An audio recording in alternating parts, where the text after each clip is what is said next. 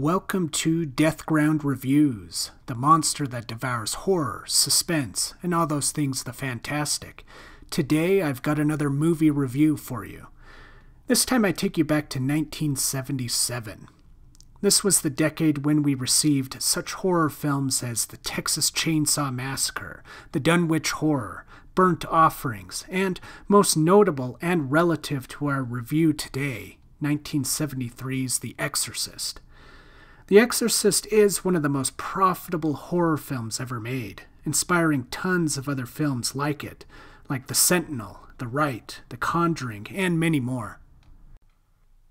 And The Possessed? It's kind of an oddity amongst the possession movie family. So it was released May 1st, 1977. It was directed by Jerry Thorpe and written by John Sacret Young, and you might remember Young for his work on the war drama series China Beach. The plot begins with alcoholic Catholic priest Kevin Leahy, who has strayed from his faith. One night he is pronounced dead in a car crash. As penance, he is returned to Earth to fight evil as an exorcist. Evil manifestations attack a Catholic all-girl college in Salem, Oregon. Fires mysteriously break out at random, causing destruction to the school and hurting people. Leahy arrives to investigate, seeking to uncover and confront the source of the evil manifestations. Stephen King often brings up this question when he's trying to define the concept of evil. He often asks, does evil come from the outside, a supernatural force like a demon? Or is it from the inside, existing in the mind and heart of man? In this film, it clearly depicts the evil as some outside, mysterious force coming upon the people to cause harm. In comparison to the high intensity of 1973's The Exorcist, this film feels a bit lackluster and thin. We never gain any real understanding of where this outside evil came from or its motives of possession. You get a sense maybe it was filmed as a pilot episode, with the hopes it might get picked up as a series. So yes, there are loose ends and unclear, undeveloped elements, but this question did cross my mind as I was watching the movie. Does evil really need more of a motive than simply to strike and cause suffering? Evil is suffering, in a sense. What more motive does it need other than replenishing itself like a spreading fire, spreading more suffering? This is a theme the characters wrestle with throughout the film as well, often asking why, with the only answer being there is no why. Evil strikes at random, and it doesn't care who it hurts. It's the same question we ask when we see another news update about another mass shooter. Why? The answer we get is usually nihilistic rage.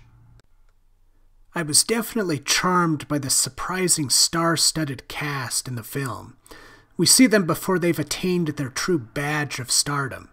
We have a pre-Indiana Jones Harrison Ford, and his role in this film lended a sense of gravitas that probably wasn't there in May of 1977 when the film was released. But of course, I'm watching it all these years later after Star Wars and Indiana Jones have become so widely popular. We also have Ann Dusenberry, who'd later become well known for a role as Tina Wilcox in 1978's Jaws 2. And we have a pre-Halloween PJ Souls. It was the cast who called my attention to watch this film in the first place. We also have James Ferrantino playing priest Kevin Leahy. Now this character was odd. He appears in the film as like this gloomy cloud just floating about the place. And I was simultaneously intrigued by him, but I was also just very maddened by him. And he has a lot of these moments of overacting, where he pushes the Sturm and Drang just, to its 10th power.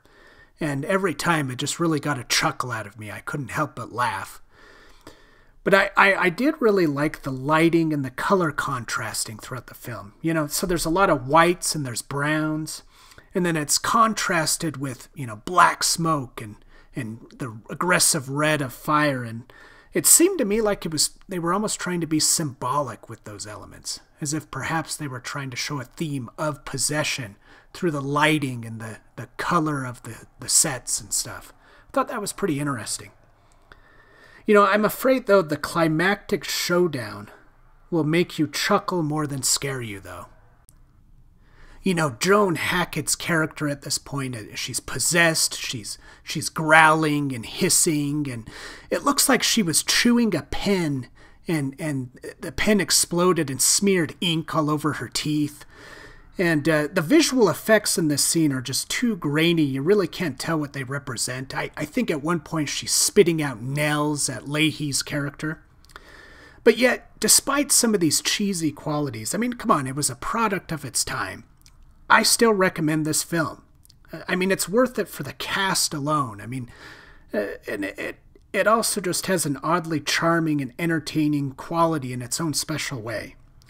Just don't expect the edge-of-your-seat shock parade of The Exorcist, because you're not going to get that.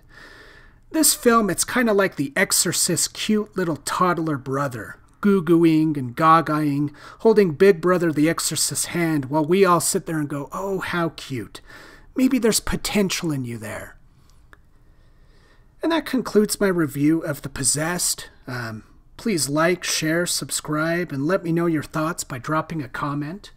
And this is DeathGroundReviews, the monster that devours horror, suspense, and all those things the fantastic. See you next time.